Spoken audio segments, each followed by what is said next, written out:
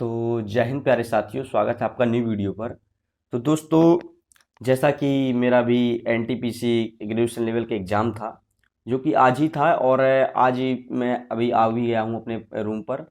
तो दोस्तों, रात में लगभग 12 से 1 के बीच का टाइम है और अभी जस्ट मैं आया ही हूँ।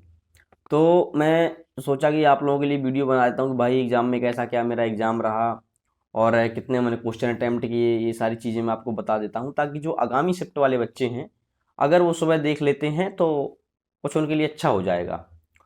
तो दोस्तों, आज मेरा भोपाल में पेपर था और भोपाल से मैं जैसे ही आया तुरंत मैंने सोचा कि आप लोगों के लिए वीडियो बना देता हूँ।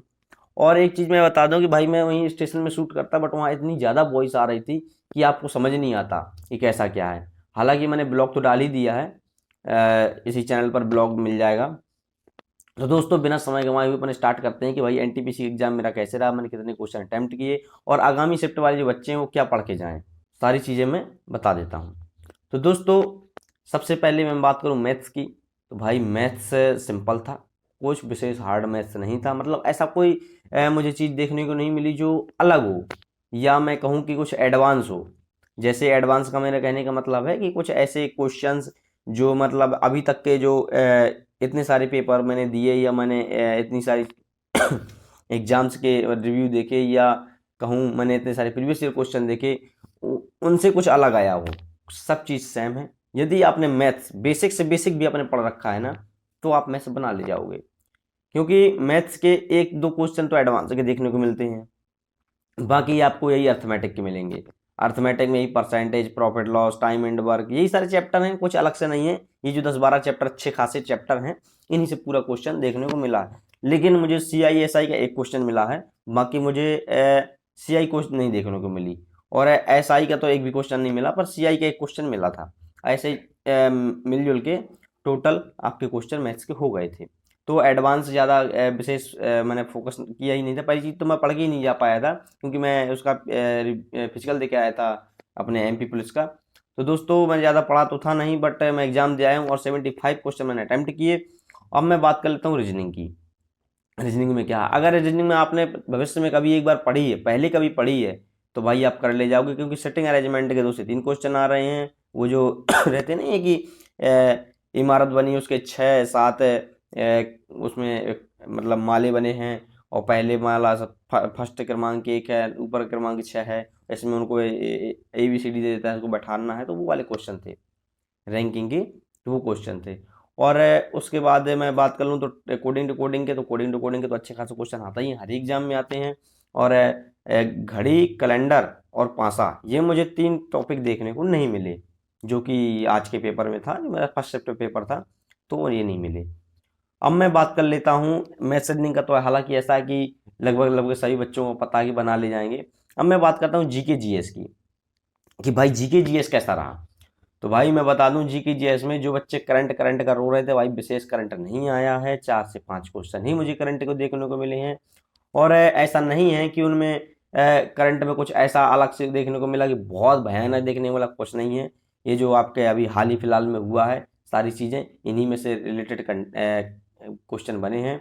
जो अभी हाल ही फिलहाल का जो करंट है, इन्हीं से क्वेश्चन बने हैं, कुछ अलग से नहीं बने कि 10-20 साल पुराना नहीं पूछ रहा।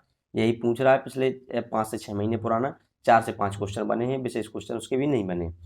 अब मैं बात कर लेता हूँ GK GS में कि हिस्ट्री, पॉलिटी, जियोग्राफी, इकोनॉमिक्स कितना कैसा क्या रहा।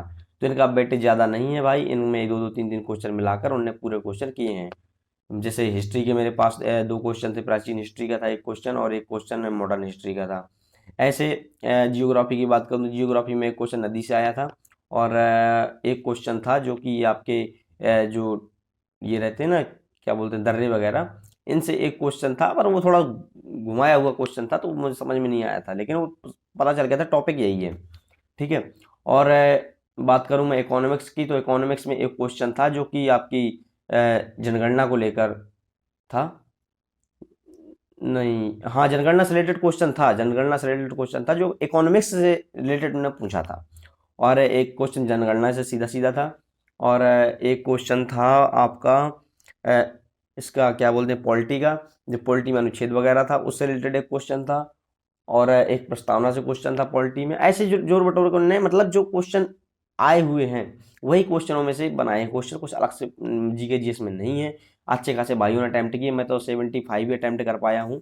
और मैं बात करता हूँ साइंस की, तो भाई साइंस में आप बायोलॉजी तो थोड़ा सा ठीक ही है, बट साइंस में अगर मैं बात करूँ तो साइंस में क्वेश्चन आया था जो अपनी ये रहती है ना बॉटनी, इससे एक क्वेश्चन मुझे 2 क्वेश्चन जरूर देखने को मिले, और जो कि ऐसे क्वेश्चन थे कि अगर आपने क्लास 9th या 10th में थोड़ा सा अच्छे ढंग से पढ़ी होती तो आप बना ले जाते हो क्वेश्चन। ऐसा क्वेश्चन था, लेकिन मुझसे बन गया था, हालांकि क्योंकि मैं वो चीज़ पढ़ी थी जैसे ऊतक से था, फ्लोएम या जाइलम करके ऐसे कुछ था उसमें क्वेश्चन, तो उससे रिलेटेड क्वेश्चन था। और यही सारे क्वेश्चन आए थे, और विशेष कुछ हार्ड पेपर नहीं है। यदि आपने थोड़ा थोड़ा चीज़ें अच्छे से पढ़ी हैं तो आपके बन जाएंगे भाई। अगर आपके मॉक टेस्ट में नंबर कम आए थे या कोई भी दिक्कत आई थी मॉक टेस्ट में, तो घबराओ नहीं, क्योंकि मॉक टेस्ट रिलेटेड कोई दिक्कत वाली बात नहीं है। क्योंकि मॉक टेस्ट में भले ही नंबर कम आए थे तो कोई इशू नहीं है, क्योंकि वहाँ पर बच्चे अच्छे खासा स्कोर कर पा रहे हैं और बढ़िया क्वेश्चन अटैम्प्ट कर पा रहे हैं। और मैं बात करूँ जिन लोगों ने अटैम्प्ट किया उनसे भी मैंने बात की, तो उन्होंने यही चीज़ बताई कि भैया मतलब एसएस पेपर हार्ड नहीं था। और मैं खुद की बात करूँ, क्योंकि भाई मैं खुद प्रैक्टिस करके नहीं गया था, सीधी सी बात ये है, इसलिए मैंने कम अटैम्प्ट किए। क्योंकि मैं तो पहली बात तो 5 दिन 6 दिन से सफर ही कर रहा हूँ, आप देख ही रहे होंगे मेरे ब्लॉग, कहीं नीमच जा रहा हूँ, कहीं सागर जा रहा हूँ, तो ऐसी चीज़ें हो रही हैं। और इसलिए क्योंकि मेरा भाई एमपी पुलिस का पहले पेपर था, फिर मेरा टीओ का ट्रेनिंग ऑफिसर का पेपर था, उसके बाद ये तीसरा पेपर था, तो ये मैं दे के आया हूँ एनटीपीसी का। तो ये चीज़ें थी तो जो मैंने आपको बताई, इन्हीं में से आप फोकस कर लीजिए। बाकी आप कमेंट बॉक्स में मुझसे पूछ सकते हैं, तो पर्सनली मेरे इंस्टाग्राम अकाउंट से जुड़ जाना। इंस्टाग्राम अकाउंट मेरा एजुकेशन एंड फिटनेस सेंटर इसी चैनल के नाम से है, तो आप वहाँ पर जुड़ जाना। तो वहाँ पर मैं आपको और व्यवस्थित तरीके से ज़्यादा होगा तो मैं आपको टॉपिक लिख के और फोटो खींच के डाल दूंगा आपके इंस्टाग्राम में। और बाकी आप वो मत लीजिए टेंशन, आसानी से पेपर हो जाएगा आपका, कोई इशू नहीं है। यदि आपका आगामी शिफ्टों में आगामी दिनों में आपका पेपर है तो ये वीडियो आपके लिए बहुत हेल्पफुल है।